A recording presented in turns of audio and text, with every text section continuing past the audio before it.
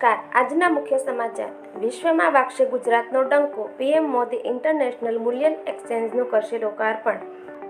વડાપ્રધાને વર્ષ 2017માં કલ્પના કરી હતી કે આગામી 10 વર્ષમાં ગિફ્ટ સિટી વિશ્વના સૌથી મોટા વ્યાપારિક સાધનો જેવા કે કોમોડિટીઝ, કરન્સી, ઇક્વિટી, વ્યાજદર હોય કે અન્ય કોઈપણ પ્રકારના નાણાકીય સાધન હોય તે પૈકી ઓછામાં ઓછા કેટલાક નાણાકીય સાધન માટે ભાવ નિર્ધારક બનવું જોઈએ.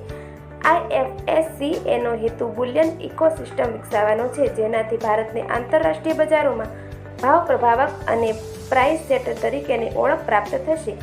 વાર્ષિક આશરે 1000 ટનની સોનાની માંગ સાથે ભારત સૌથી મોટા આયાતકારોમાંનું એક છે.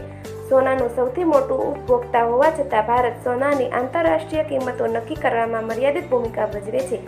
આથી વડાપ્રધાનશ્રીએ ઇન્ડિયા ઇન્ટરનેશનલ બુલિયન એક્સચેન્જની સ્થાપના માટેનું સપનું જોયું હતું, જે આજે વાસ્તવિક સંસ્થા તરીકે આકાર પામવા જઈ રહ્યું છે.